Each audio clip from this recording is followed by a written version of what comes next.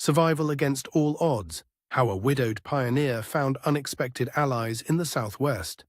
The wagon wheels had long since stopped turning, and now only the wind spoke across the vast expanses of the Arizona Territory. Eliza Cartwright sat at the entrance of her half-finished cabin, watching the sunset paint the distant mesas in shades of amber and crimson. 3 months had passed since she had buried James beneath the lone juniper tree that stood sentinel over their homestead claim. 3 months of solitude, save for the company of 9-year-old William and 6-year-old Mary, who now slept inside on their shared pallet bed. The year was 1876, and what had begun as a journey of promise had devolved into a desperate fight for survival. James had been vigorous and full of dreams when they'd left Missouri in the spring of 1875, his head filled with tales of fertile valleys and abundant game in the southwest. The land agent's pamphlets had painted pictures of an Eden waiting to be claimed, 160 acres through the Homestead Act, with water enough for crops and a climate that would cure James's recurring cough. What they found instead was harsh, unforgiving terrain, where water ran precious and scarce, where the summer sun beat down mercilessly and winter winds cut through clothing like knives. James's cough had not improved but worsened until pneumonia claimed him during the late winter months. The nearest town, Prescott, lay almost 30 miles away, a journey Eliza could barely manage once a month for supplies, leaving the children alone at the homestead each time. "We should have stayed in Missouri," she whispered to herself, as she often did when the children couldn't hear. Back home, she would have had family to turn to, James's parents, her sister, the community of their small farming town. Out here, she had no one. The neighboring homesteaders, the Wilkinsons, had packed up and left 2 weeks ago, unable to make the land yield enough to sustain them. "You can come with us back east," Martha Wilkinson had offered. No shame in admitting this land's too harsh for a woman alone. But Eliza had refused. Pride, perhaps, or stubborn belief in James's dream. Or maybe it was simply that she lacked the money for a return journey. Whatever the reason, she had stayed, watching the Wilkinsons' wagon disappear into the distance with a mixture of envy and resolve. Now she was truly alone. Her supplies were dwindling, flour for only another week, coffee long gone, sugar a distant memory. The small garden she had planted yielded some vegetables, but not enough. The goat provided milk, though it was giving less each day. James's rifle hung above the door, but she was a poor shot, and ammunition was precious. As darkness settled across the land, Eliza rose stiffly and went inside the cabin. She checked on the children, brushing William's dark hair from his forehead and adjusting the thin blanket over Mary's shoulders. Their faces, thinner now than they had been months ago, still maintained the peaceful innocence of childhood in sleep. "We'll be fine," she whispered, though doubt gnawed at her like a physical presence. Dawn came with no answers, only the relentless need to continue. Eliza rose, stoked the small fire, and began preparing a meager breakfast of cornmeal mush. The children helped with morning chores, William fetching water from the distant creek, while Mary collected eggs from their 3 remaining hens. "Ma," William said as they ate, "Johnson Creek's getting lower. There's hardly any water flowing now." Eliza nodded, trying not to let alarm show on her face. It was only early summer. If the creek was drying already, what would they do during the hottest months? "We'll manage," she said, the words hollow even to her own ears. 3 days later, disaster struck. Eliza woke to Mary's panicked screams and found the child standing by the goat pen, tears streaming down her face. "She won't get up, Ma. She won't get up." The goat lay on its side, breathing shallow, eyes glazed. By midday, it was dead. Snakebite, Eliza guessed, noting the swelling on one leg. That night, after the children were asleep, Eliza finally allowed herself to weep silently. Without the goat's milk, their situation had gone from precarious to dire. She would have to make the journey to Prescott, trade their last few possessions for supplies, perhaps even send a letter east, asking for help from family, admitting their desperate straits. Morning brought a new determination. They had 1 chicken left and a few eggs. The garden offered some wilting greens and a handful of early carrots. It would have to be enough until she returned from town. "I'll be gone 3 days at most," she told William, pressing James's pocket watch into his small hand. You're the man of the house while I'm gone. Take care of your sister. Keep the fire going at night, but small. We can't spare much wood. There's the pistol if you need it, but only for emergencies." William nodded solemnly, his young shoulders squared with a responsibility no child should bear. "We'll be fine, Ma," he said, echoing her empty promise back to her. With a final embrace for each child, Eliza set out before sunrise, leading their one remaining mule, laden with empty sacks to be filled in town and the few items she could trade. James's good boots, her mother's silver brooch, the hand-stitched quilt she'd made as a new bride. The journey was grueling.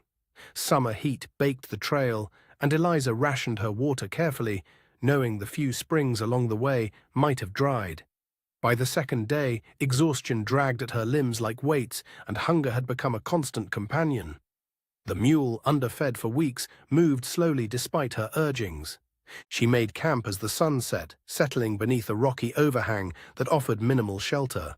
Sleep came fitfully, interrupted by the distant howls of coyotes and her own anxious thoughts about the children left alone. The crack of a branch woke her instantly. Moonlight revealed 3 figures approaching her camp. Men, their silhouettes unmistakable against the night sky. Eliza's heart hammered in her chest as she reached for the small knife at her belt, the only protection she had brought. "Mom," one called out, his voice surprisingly gentle, "don't be afraid. We saw your fire." They came closer, and in the dying embers' light, she could see they were not the outlaws or drifters she had feared. They were Diné, Navajo, 2 older men and a younger one, dressed in a mixture of traditional clothing and items acquired through trade. "You travel alone. Dangerous," said the eldest, his English halting but clear. "I'm heading to Prescott," Eliza replied, her voice steadier than she felt. "I have children waiting at home." The 3 men exchanged glances. The youngest spoke in their native tongue, and the elder nodded. "We go north," the elder said. "Pass near Prescott. You come with us. Safer." Eliza hesitated. Tales of Indian raids had been common currency back east, stories told to frighten children and justify military actions. But James had spoken differently of the Navajo, having encountered them during his time prospecting before meeting Eliza. "Proud people," he had said, "survivors like us." Hunger and desperation made the decision for her. "Thank you," she said simply. They traveled at dawn, the Navajo men setting a pace that accommodated Eliza's tired mule. The youngest, who introduced himself as Kejé, meaning tracks in English, he explained, spoke the best English and served as interpreter. "My father is Hastintse," he said, indicating the elder who had first spoken. "My uncle is Atsidi." The third man nodded acknowledgement. As they traveled, Keshye explained they were returning from trading with southern tribes, bringing back materials for Atsidi, who was a silversmith. They had taken a different route than usual, which led to their chance encounter with Eliza. "The old ones say nothing happens by accident," Keshye told her. "All paths cross for reasons." By midday, Eliza was struggling to keep up, her strength failing after months of inadequate nourishment. Noticing her faltering steps, Hastintse called for a rest in a shaded area where a small spring bubbled from rock. "You are sick," he stated, not a question but an observation. "Just tired," Eliza insisted, "and worried for my children." Atsidi, who had spoken little, produced a small pouch from his pack. From it, he extracted dried meat and something that looked like cake made of ground seeds or nuts. He offered these to Eliza. "Eat," he said simply. The food revived her somewhat, and when they continued, Hastintse insisted she ride the mule while they walked alongside. As they traveled, Keshye asked about her homestead and her children. Eliza found herself telling them everything: James's death, her dwindling supplies, the failed crops, the dead goat, her fears. "The land there is not good for your farming," Keshye said after translating her story to the others. "Too dry. The creek will fail completely soon." "I have nowhere else to go," Eliza admitted. They reached Prescott by the following afternoon. The town had grown since Eliza's last visit months earlier. More buildings, more people, more noise. She felt suddenly self-conscious about her threadbare dress and her unlikely companions, aware of the stares they received as they entered the outskirts. "We separate here," Hastintse said through his son. "Not welcome in town." "I understand," Eliza replied, dismounting the mule. "I can't thank you enough for your help." To her surprise, Keshier pressed something into her hand, a small leather pouch. Inside were 3 silver coins. "For your children," he said simply. Pride made her want to refuse, but necessity overruled. "I'll repay your kindness somehow," she promised. "Go with beauty before you," Hastin Tse said in his own language, the words translated by his son. Eliza watched them leave, then turned toward town, the silver coins clutched tightly in her palm. Her business in Prescott took longer than anticipated. The general store offered less for her tradable items than she had hoped, but the silver coins allowed her to purchase essential supplies: flour, coffee, salt, ammunition, seeds for plants better suited to the arid climate. She wrote a letter to her sister in Missouri, asking for help, perhaps enough money for a stage ticket east. As she prepared to leave town the following morning, a notice posted outside the sheriff's office caught her eye. Fort Verde seeking civilian laundress room, board and fair wages provided. Inquire with Captain Miller. Fort Verde lay some distance from her homestead, but in the same general direction. A position as laundress would mean regular wages, security for her children. But it would also mean abandoning James's dream, the homestead claim they had worked so hard to establish.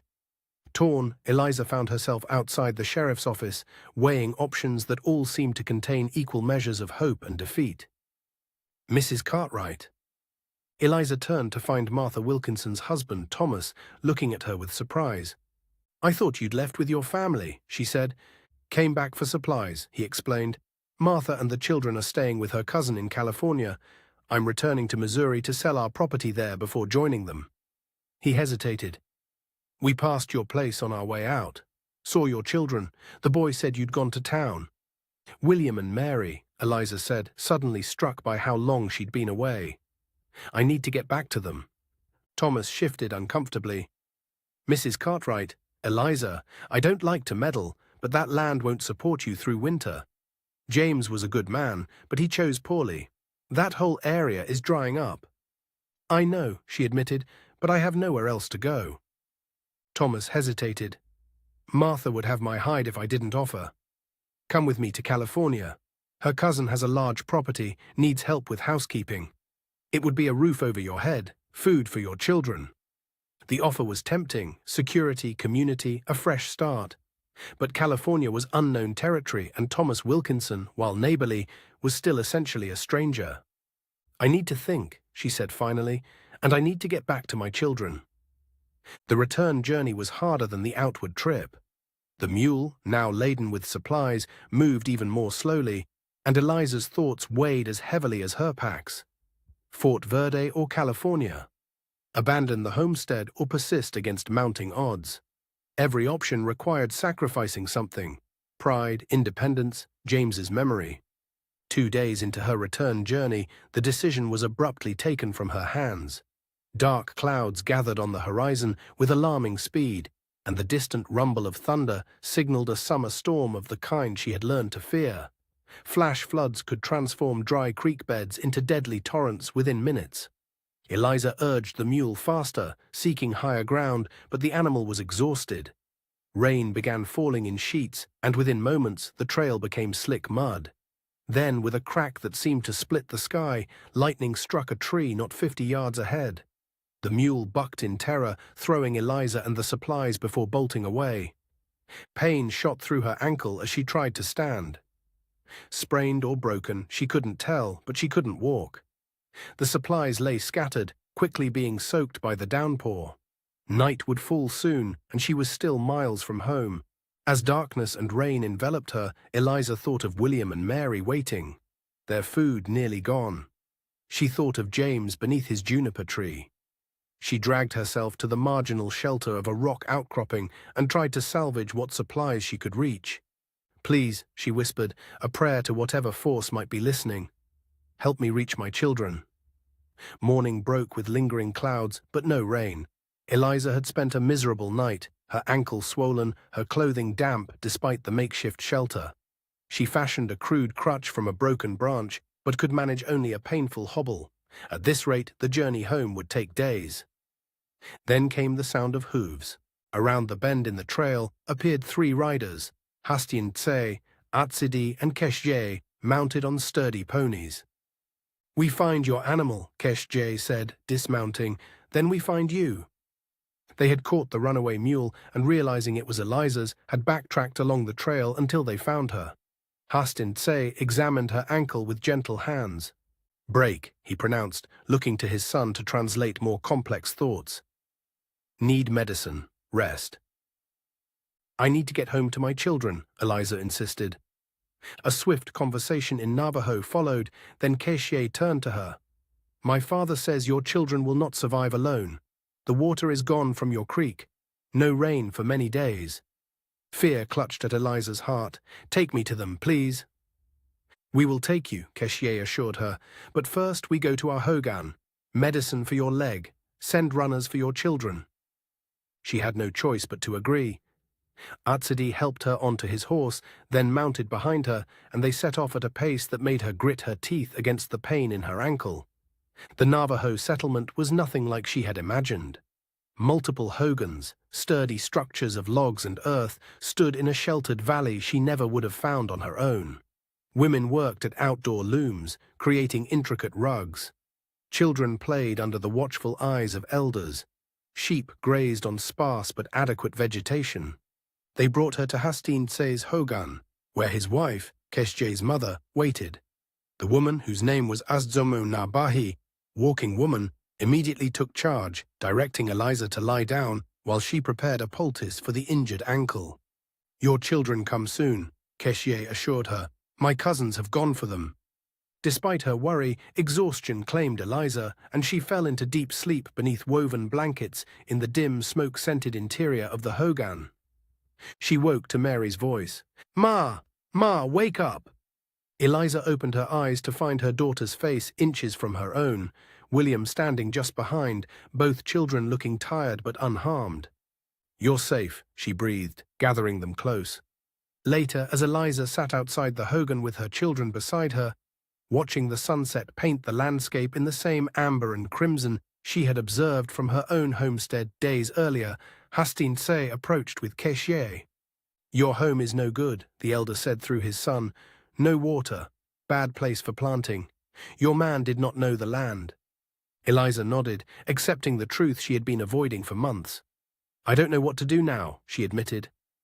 A long conversation in Navajo followed between father and son, with occasional input from Atsidi, who sat nearby working silver with small tools. Finally, Keshye turned to her. "My father says you can stay until your ankle heals. Learn our ways of planting, what grows in dry places. Later, perhaps go to the fort for work, or to California with your friend. But first, heal. Learn." "I can't impose," Eliza began. "Not impose," Keshye interrupted. "Exchange. You teach our children your language, better English. My mother wants to learn your sewing with small stitches." He gestured to the mended tear in Eliza's dress sleeve, where her tiny, even stitches stood in contrast to the rougher work she had observed on some of the Navajo clothing. It wasn't charity they offered, but partnership. Knowledge traded for knowledge, skills for skills. A chance to heal, to learn, to decide her next steps from a position of strength rather than desperation.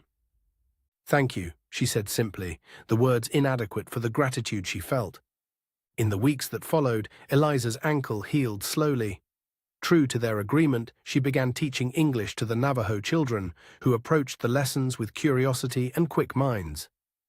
Asdamun Nabahi proved an eager student of fine sewing techniques, and in return she taught Eliza which desert plants could be eaten, which had medicinal properties, which could be used for dyes. William and Mary adapted with the resilience of childhood, quickly making friends among the Navajo children and absorbing the language faster than Eliza could. They gained weight on the steady diet of mutton, corn, and wild plants. Their faces lost the pinched, anxious look they had worn for months. As summer progressed into fall, Eliza made her decision. With Keshye translating, she spoke to Hastin Tse and his wife about her plans. "I'll take the position at Fort Verde," she said. "It offers security for the children, and I'll be near enough to visit." She hesitated. "I want my children to know both worlds." Hastin Tse nodded his understanding. "Good. he said in English, one of the few words he had picked up from her lessons. Then, through his son, "The fort commander is not a bad man. He treats our people with respect when others do not. You will be safe there." On the day of their departure, the entire settlement gathered to see them off. Asjamo Na Bahi presented Eliza with a woven blanket, its intricate pattern telling a story of journeys and returns. Artsidi gave William a small silver pendant he had crafted, and for Mary, a bracelet sized for her small wrist. For remembering, he said in his limited English, Keshye would accompany them to the fort, ensuring their safe arrival and helping explain Eliza's unusual circumstances to the commander. As they prepared to leave, Hastin Tse approached Eliza one last time. Through his son, he said, "You came here a stranger. You leave as family. This is the way of survival, not alone, but together." Eliza looked at her children, healthier and happier than they had been since James's death. She thought of the homestead they were leaving behind, the dream that had been rooted in ignorance of the land. And she thought of the new path before them, uncertain still, but no longer walked alone. Together, she agreed, the word both farewell and promise. As they rode away, Eliza carried with her not just the physical gifts of the Navajo people, but something more valuable, knowledge of how to read the land, how to find water in seemingly barren places, which plants would sustain life in the harshest conditions. She carried new friendships and the understanding that survival came not from conquering the land, but from learning to live in harmony with it. Most importantly, she carried hope, not the desperate, clutching hope of previous months, but a steady flame nurtured by unexpected allies and her own newfound strength. The sun climbed higher as they rode westward toward Fort Verde and whatever future awaited them there. Behind them, the Navajo settlement grew smaller in the distance, but the connection forged would remain, a bridge between worlds in a time when such bridges were rare and precious. In the vastness of the Arizona Territory, where so many dreams had withered under the relentless sun, Eliza had found not just survival, but the beginning of a new dream, one built on respect, reciprocity, and the wisdom that true strength often came from the most unexpected sources.